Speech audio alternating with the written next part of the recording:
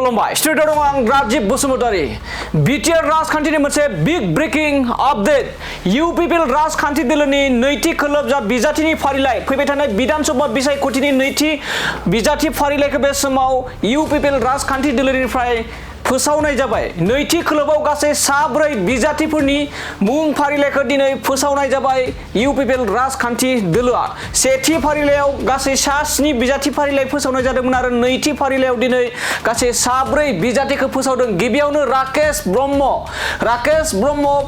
42 नं बाक्सा एसटि कन्स्टिट्युएन्सि लोगोसे नित्यानन्द बसुमतारी 72 नं गहपुर आरो थामथियाव दं बाबुराम बसुमतारी बिथांखौ 66 नं बरसला लोगोसे ब्रैथियाव होदों मनज बसुमतारी 28 नं बक सयगाव एसटि कन्स्टिट्युएन्सियाव बे समाव इउपिपिएल निफ्राय बिजाथि फोसावबाय जेराव जेरैबायदि खोथा एरैबायदि खामानि प्रमद बर' बिथाङा फोरमायदोंमोन जे बिटिसिनि अनगायैबो बिटिसिनि गासै मोन 15 विधानसभानि अनगायैबो गुबुन बिटिसिनि बायजोआवबो आरो गोबां बिजाथि एबा सादनिबो बांसिन बिजाथि फसंनायनि खोथा होदोंमोन आरो थिग बेबायदिनो इउपिपिएल राजखान्थि दोलोनि एबा राजखान्थि बिथिङाव मोनसे जारिमिन होनना बुंनांगोन बे बाराव बिटिसि काउन्सिलनि जाखिनि रिजनेल पलिटिकेल पार्टी दंमोन मालाब्लाबो बायजोआव बेफोरबायदि बिजाथि फसङाखैमोन नाथाय दिनैनि समाव प्रमद बर'नि दैदेननाय राजु कुमार नार्जारी बिथांमोननि दैदेननाय इउपिपिएल राजखान्थि दोलोआ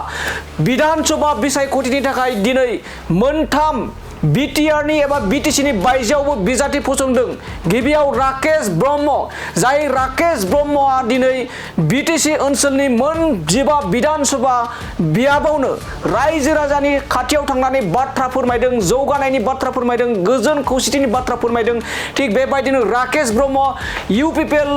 मिरु एबा लाइमोन गांखंनि आफादगिरि लाइमोन गांखंनि दैदेनगिरि राकेश ब्रह्म बिथांखौ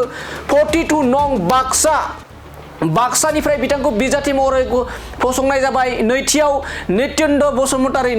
बसुमतारी 72 नं गहपुर बियाबावबो इउपिपिएल निफ्राय बे समाव बिजाथि फसंनाय जादों आरो थामथियाव श्री बाबुराम बसुमतारी 66 नं बरसला विधानसभा बियाबावबो बे समाव इउपिपिएल निफ्राय बिजाथि फसंनाय जादों लोगोसे ब्रैथियाव बक विधानसभा बियाबाव बक सयगाव विधानसभा बियाबावबो बे समाव इउपिपिएल निफ्राय मनज बसुमतारी मुंनि बिथांखौ बे समाव बिजाथि महरै बे समाव फोसावनाय जाबाय बे समाव फिन आरोबाव बिटिआर एबा बिटिसिआव गासै